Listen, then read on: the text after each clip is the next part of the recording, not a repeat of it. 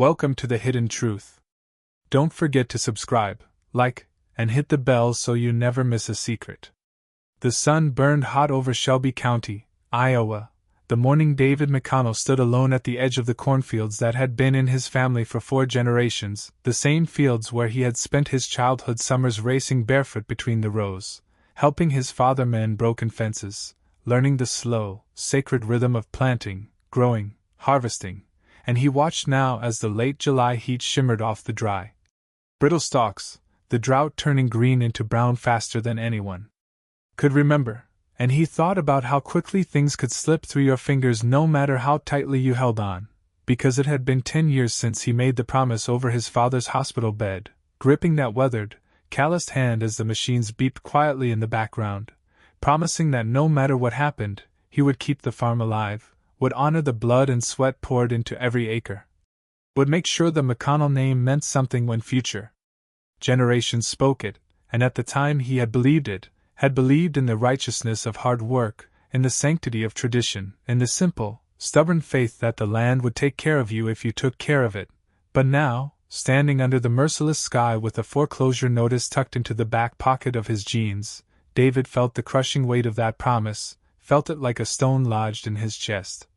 Because the bank didn't care about promises made to dying fathers. Didn't care about decades of toil or about the unbroken line of McConnells who had coaxed life out of this soil since before the First World War, didn't care that David had refinanced twice to buy newer equipment,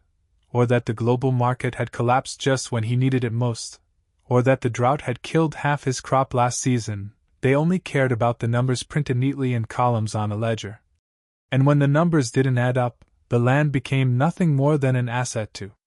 liquidate, a piece of earth to be carved up and sold to the highest bidder, and he remembered when his father warned him about this, during the farm crisis of the 1980s when neighbors lost their homes in auctions where their neighbors pretended not to notice the tears, when suicide rates among farmers spiked and the newspapers barely blinked, and his father had fought to keep this land even when the government programs failed. Even when the prices for corn and soybeans dropped so low they barely covered the cost of seed, and somehow, through grit and luck and maybe a few miracles, he had survived. But David now realized that luck doesn't pass down through blood like eye color or stubbornness, and as he wiped the sweat from his brow with the frayed edge of his shirt sleeve, he thought about the letter he had received 2 days ago, the final warning before the bank moved to seize the property. A letter written in language so cold and efficient it barely seemed to recognize the humanity of what it was destroying, and he thought about the lawyers he couldn't afford, about the town council that had offered platitudes but no help, about the relatives who muttered behind closed doors about how David had let it slip away.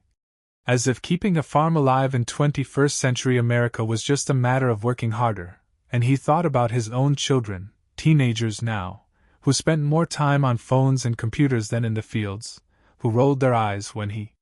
talked about duty and legacy, who dreamed of college and cities and lives far away from the endless horizon, and part of him didn't blame them, because he had seen how hard and unforgiving this life could be, but another part of him ached, knowing that when the farm went, so would something else, something older and deeper than just land, and as he kicked at the dry dirt, watching it crumble to dust beneath his boot, he knew he had to make a decision, had to fight even if the odds were against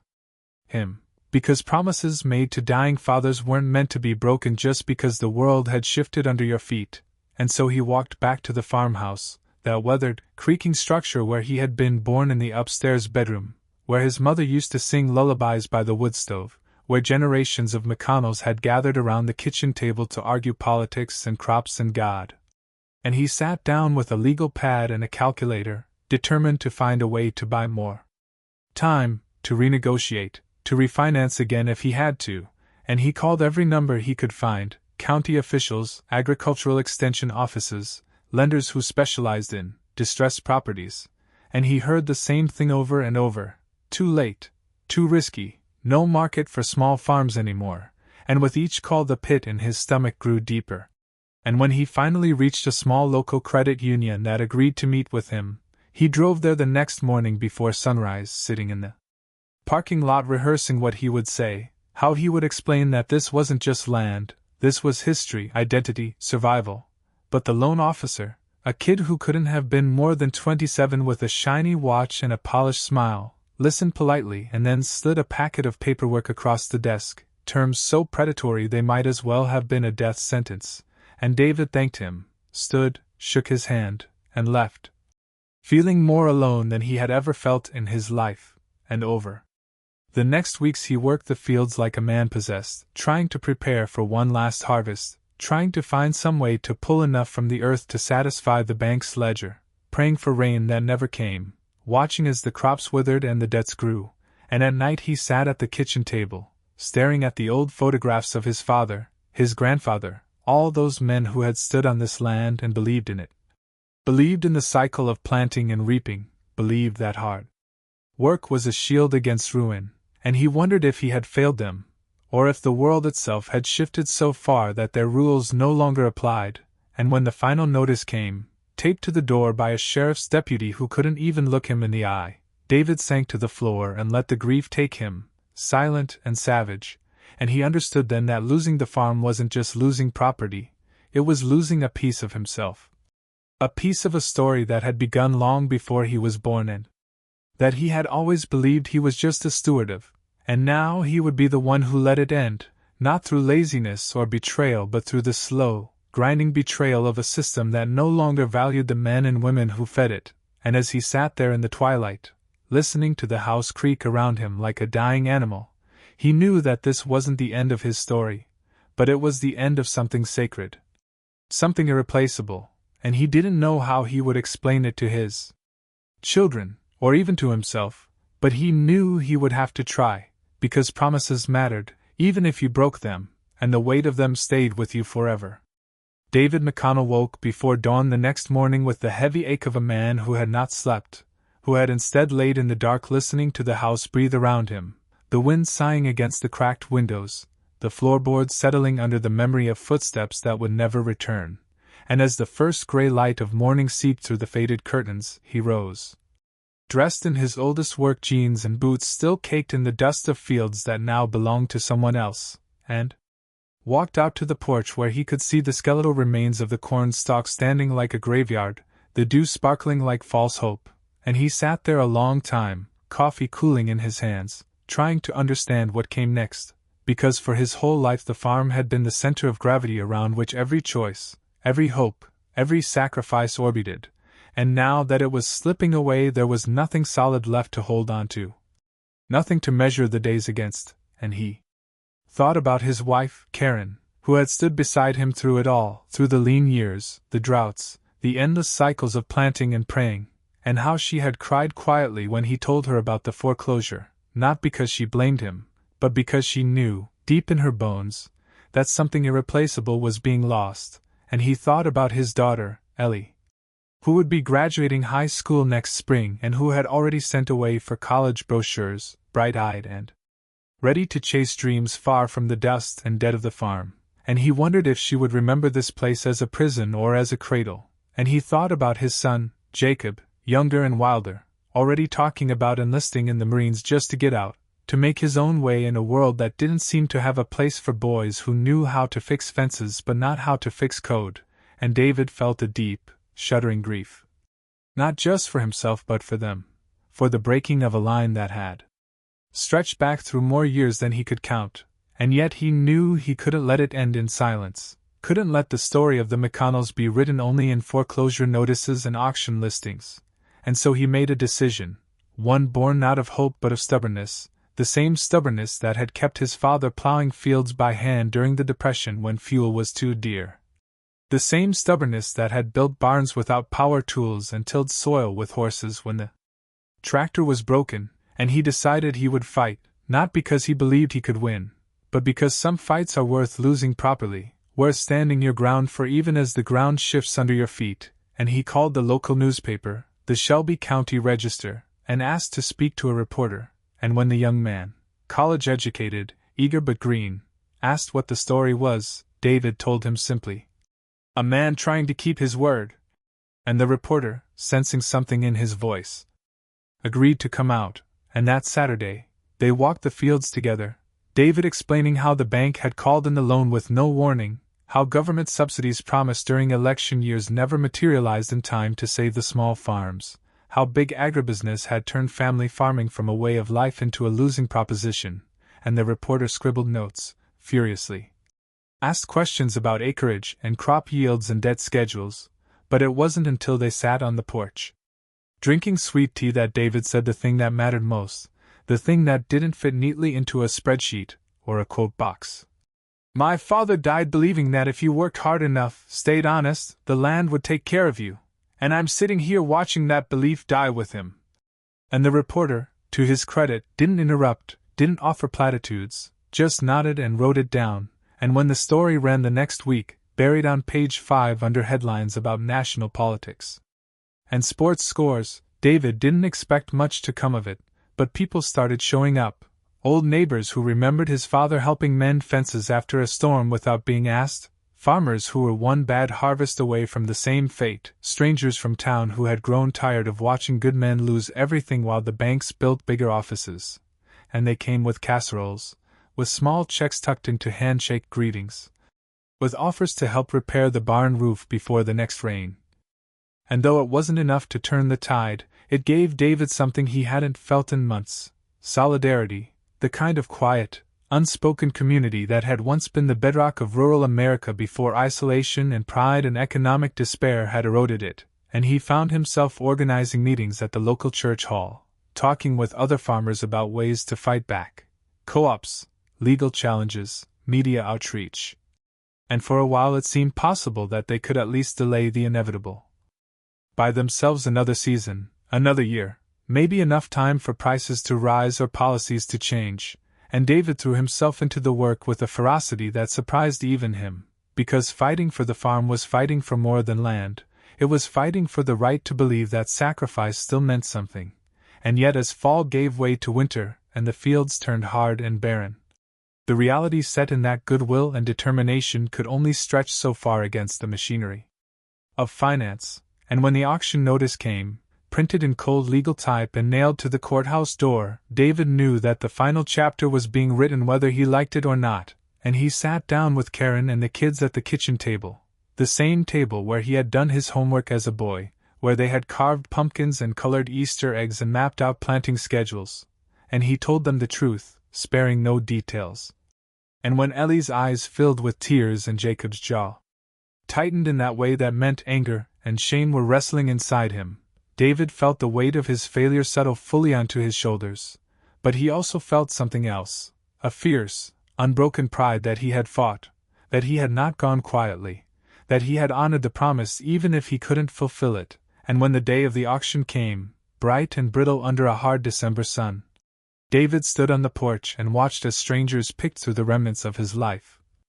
bidding on tractors, on plows, on seeders and harvesters, and even the battered old pickup truck that had once been new enough to turn heads, and he felt the rage and sorrow and helplessness claw at him. But he stood straight, hands in his pockets, nodding to buyers he would never know, because dignity, he realized, isn't something the world can take from you. It's something you either give away or you don't. And as the auctioneer's gavel fell one final time, and the fields his father had plowed by hand passed into other hands, David turned and walked back into the house for the last time, his footsteps echoing in the emptiness. And he knew that he hadn't broken his promise in spirit, that he had carried the torch as far as he could, and though the land was gone, the story would endure, because stories, like seeds, have a way of surviving even the harshest winters. David McConnell spent the first days after the auction like a man adrift, each morning waking with the muscle memory of tasks that no longer needed doing, reaching for boots to walk rows that no longer belonged to him,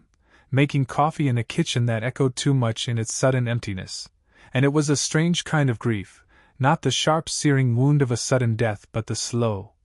grinding ache of an identity dissolved molecule by molecule, because the land had not simply been where he lived or what he worked, it had been a part of him, stitched into the fabric of his days and dreams, and without it he found himself hollow in ways he could neither fully articulate nor heal. And as he packed the last of their belongings into the borrowed trailer hitched to an old pickup with more rust than paint, he caught sight of Karen sitting quietly on the front steps, her hands folded in her lap. staring out at the barren fields as if willing them to come back to life, and he knew she was trying to be strong for him, trying to hold together the pieces of a future they hadn't wanted but had no choice now but to inhabit. And he crossed the gravel yard, sat beside her, and for a long time they said nothing, because there are silences too sacred for words. And when the sun dipped low and painted the horizon in shades of copper and sorrow, Karen finally spoke, saying, "Wherever we go, we take each other." And David, swallowing past the lump in his throat, nodded, because while the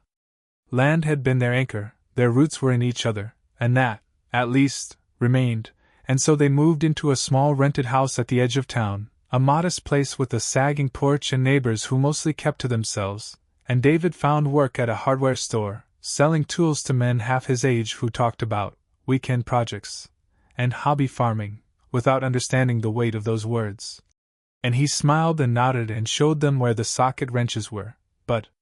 inside he felt like a ghost, a relic of a world disappearing faster than he could track. And Karen took a part-time job at the library, shelving books and answering questions with the same quiet competence that had once kept their household stitched together through seasons of drought and flood and financial strain.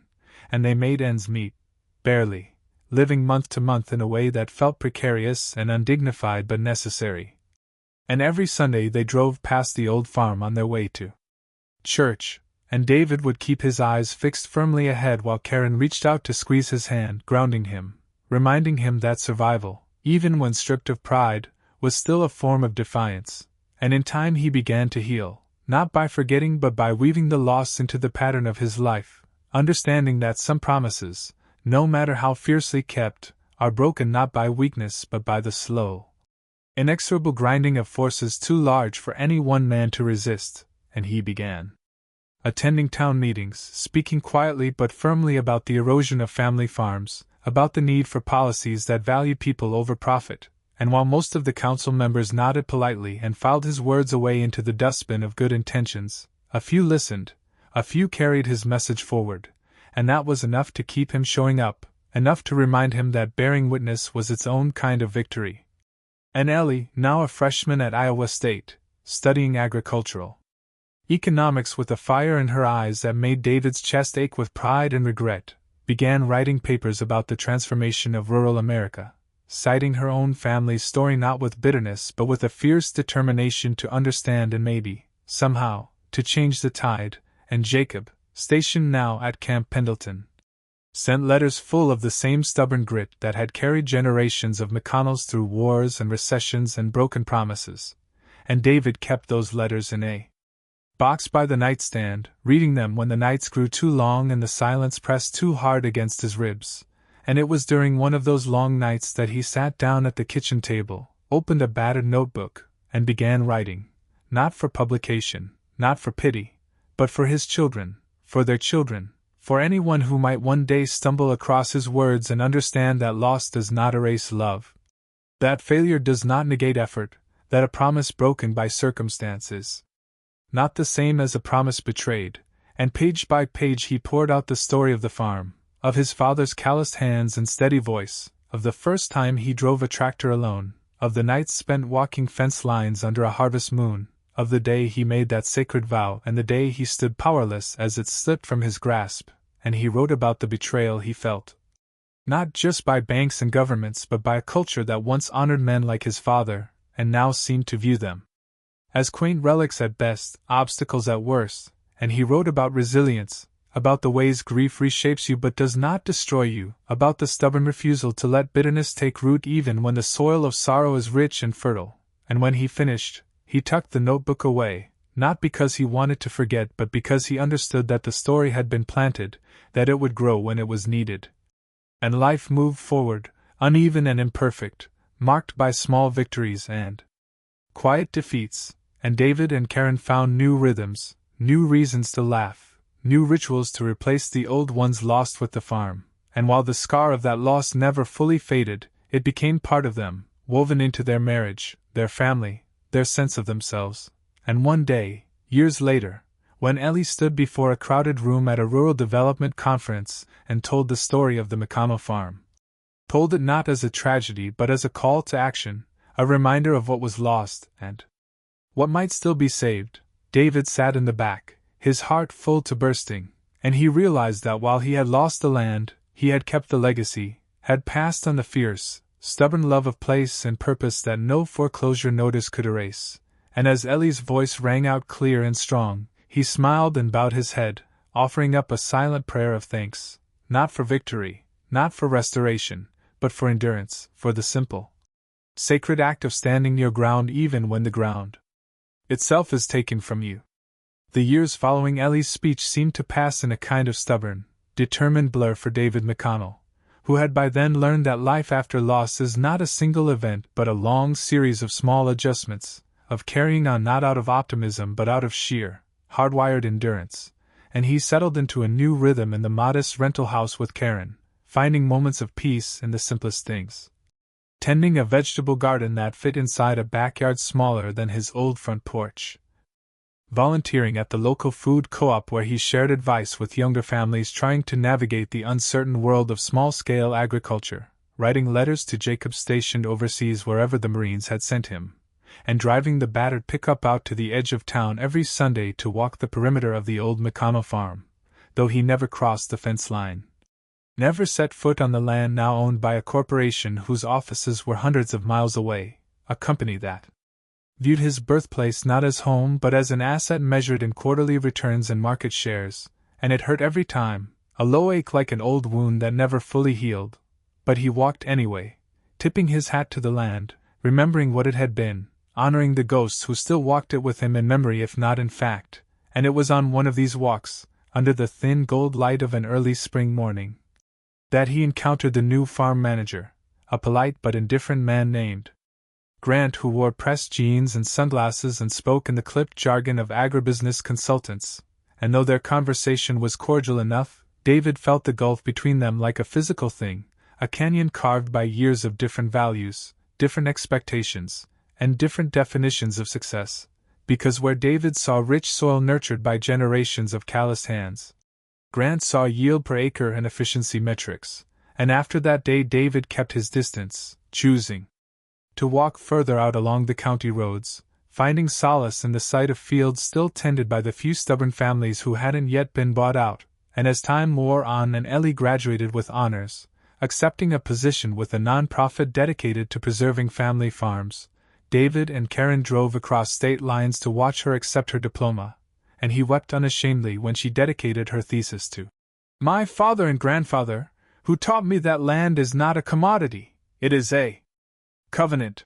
and he hugged her tighter than he had since she was a little girl riding on his shoulders through the corn rows, and he felt something lift inside him, not the burden of loss but the certainty that something good had been salvaged from the wreckage, that the values he had fought and failed to defend in the courts and against the banks had not been wasted, had simply found new soil in which to grow, and Jacob too made his way back. Decorated after 2 tours, quieter than before, but steady and thoughtful, and he spoke of starting a business of his own one day, maybe something tied to the land, though he didn't yet know how or where, and David encouraged him gently, understanding now that legacy isn't about replication, it's about transmission, about passing down the core of something and trusting that the next generation will find its own way to honor it. And so life moved forward, marked by simple victories. Karen's roses blooming along the fence line, a successful town campaign to save a historic grain elevator from demolition, a letter from an old neighbor saying that reading about Ellie's advocacy work had given him the courage to fight for his own land, and yet through it all David carried the grief like a stone in his pocket, worn smooth by time but never entirely set down, and when Karen's health began to falter in the quiet, insidious way that aging often announces itself, he found new reserves of patience, of tenderness, sitting with her during doctors'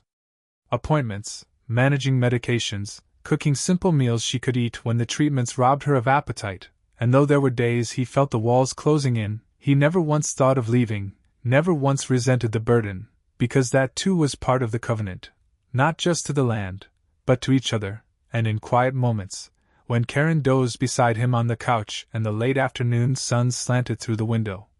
David would take out his battered notebook and write,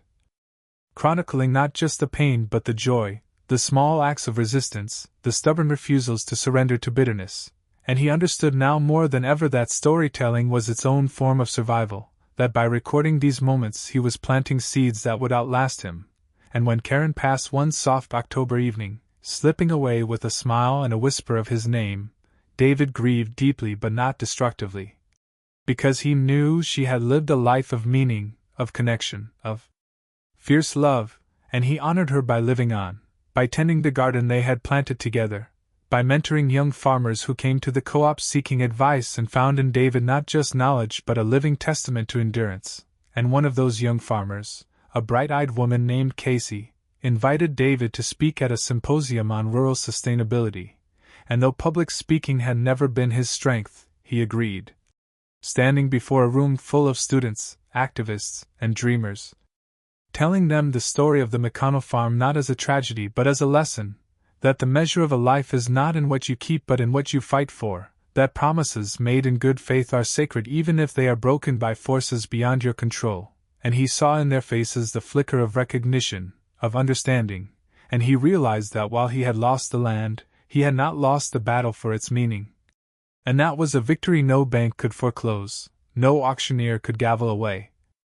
And as the seasons continued to turn and the world shifted in ways both hopeful and heartbreaking, David McConnell remained, walking the perimeter of the old farm, tending his garden, writing his stories, standing as a living bridge between what was and what could still be, a man who had lost the fight but won something greater, the right to say he had not surrendered, and the right to pass that stubborn,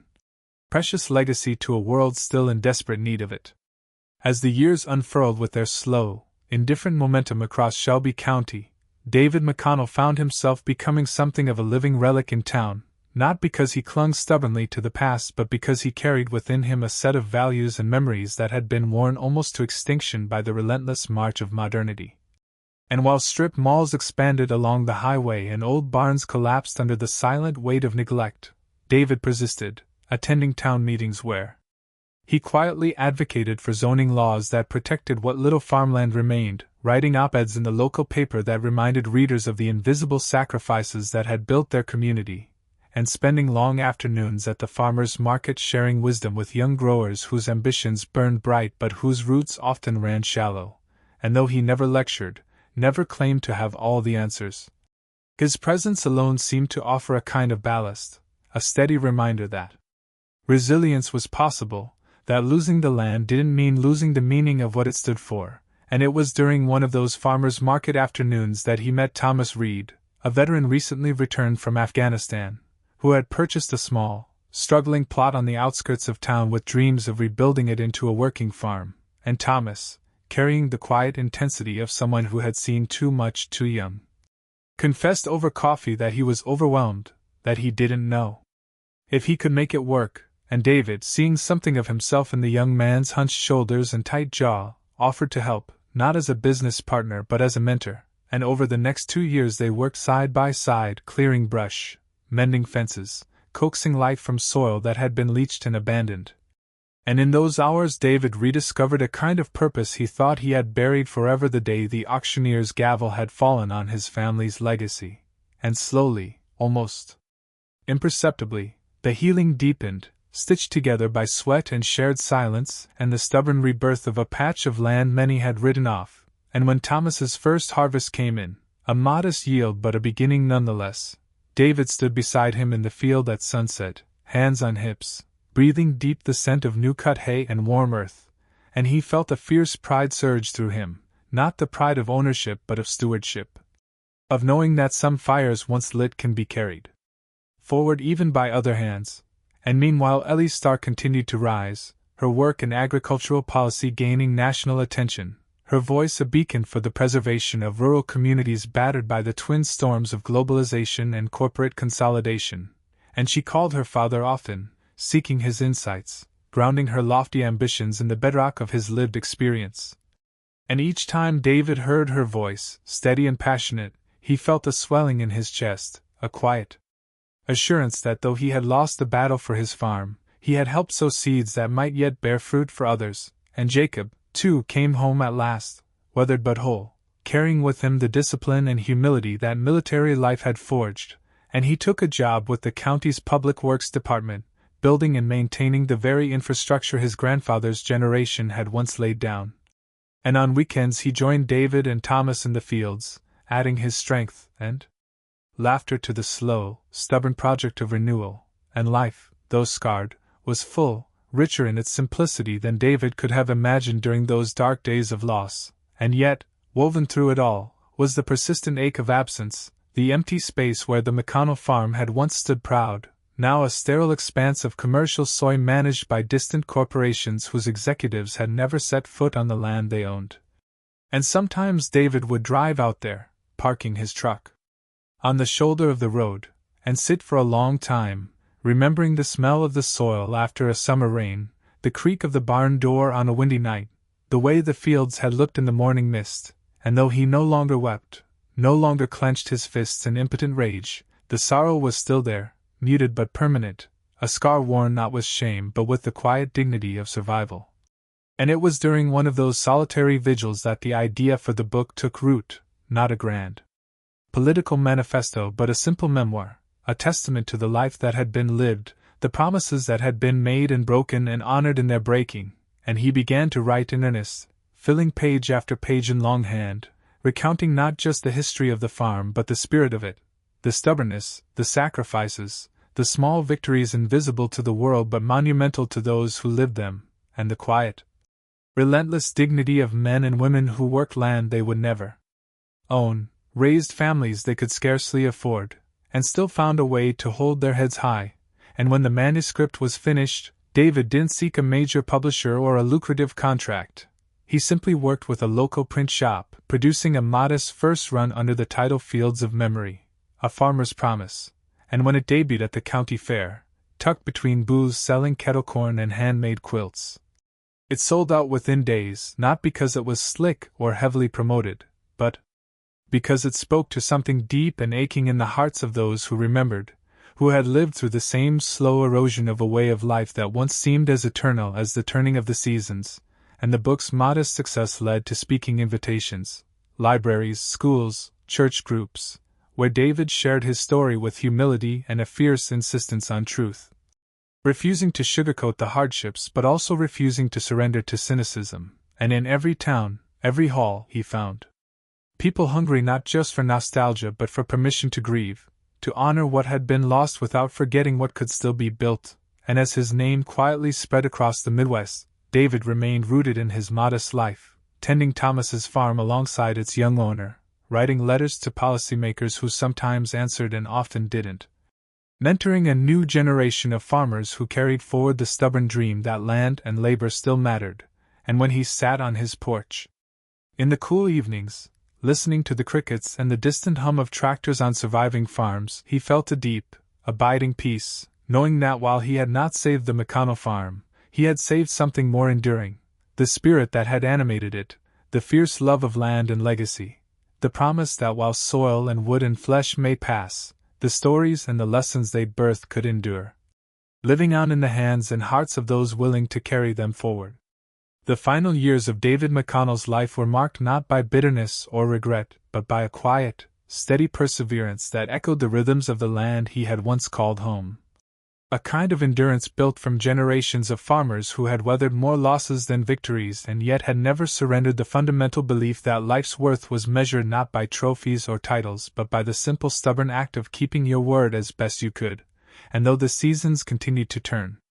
and the old McConnell farm remained a faceless expanse under corporate ownership, tilled and retilled by machines that never knew the names of the hands that had once tended the soil with prayer and sweat, David found peace in the smaller, more personal victories. Watching Thomas Reed's farm grow into a modest success story that drew young families back into a town many had given up on. Seeing Jacob settle into a life of service within the community, helping rebuild the crumbling infrastructure of a county too often overlooked by the politics of the powerful, and most of all, witnessing Ellie rise from small-town roots to national advocacy, her voice ringing clear and unapologetic in hearings and panels where she spoke not in the abstract jargon of economists but in the grounded, unbreakable truth of lived experience, reminding those in power that land was not merely an asset to be bought and sold but a sacred trust earned through toil and sacrifice. And when she published her first book, a fierce, uncompromising work titled Roots in the Dust, Saving Rural America. She dedicated it to my father and every farmer who ever stood alone in a field and refused to bow. And David, holding the first signed copy in his weathered hands, wept openly on the porch, not from sadness but from a profound gratitude that his fight had not been in vain, that the story had not ended with an auctioneer's hammer but had instead seeded a legacy far larger than the boundaries of a single farm. And, as his health declined, the once strong frame bent by years of hard labor and quiet endurance, he remained a fixture at the farmers' markets and community meetings, his voice slower but no less firm when he spoke about the need to protect not just land but the spirit of stewardship that made it meaningful. And when the cancer diagnosis came, a shadow growing unnoticed until it could no longer be ignored, David met it the way he had met every hardship, with a steady gaze and a calm acceptance. Not because he had no fear but because he had long ago made peace with the idea that all things, even the strongest among us, must one day return to the soil. And as the days grew shorter and the leaves burned bright in their final defiant colors before surrendering to winter, he spent his time preparing not for death but for continuity, making sure Thomas had what he needed to keep the farm running. Reviewing notes and research with Ellie for her next legislative campaign, sitting with Jacob under the wide open sky, sharing the kind of quiet conversations between men who understand that words sometimes matter less than presence, and in his final days he asked for little. No ventilators, no heroic interventions, just a bed by the window where he could see the horizon, where he could listen to the wind sing through the trees and smell the coming frost on the air. And when the end came, it came gently, with Karen's old quilt tucked around him and the voices of his children murmuring stories and songs from the next room, and his last thoughts were not of losses or regrets but of a long row of hands reaching back through time, his father's, his grandfather's, his own, hands that had planted, built, fought, and loved with a faith that no foreclosure, no betrayal, no forgetting could erase. And in the weeks that followed, as the town mourned quietly and the county fair dedicated a small plaque in his honor near the old grain elevator he had fought to save, David's true legacy revealed itself not in stone or ceremony but in the living memories carried forward by those he had touched, by the young farmers who quoted him when they argued for seed rights and sustainable practices, by the students who read his words in history classes and found in them a call to courage, by the communities that found new ways to rebuild what had been broken. And though his name never graced the covers of national magazines, and no statues were raised in his likeness, David McConnell's story endured in the soil itself, in every stubborn seed pushed into the ground with hope and hard hands, in every promise made and honored as best as human frailty allowed, and long after the corporate farms faded into another era's failed experiment, there remained in Shelby County a slow, stubborn whisper carried on the wind, telling anyone who would listen that dignity is not measured by what you keep, but by what you stand for when the keeping fails. And so David's promise to his father, though broken in the courts and the ledgers, remained unbroken where it mattered most, in the hearts of those who still believed that land, love, and legacy are worth fighting for, even unto the last breath. Thank you for being with us on The Hidden Truth. If you enjoyed this, leave a like, drop a comment, and be sure to subscribe. The secrets are waiting to be revealed. See you soon.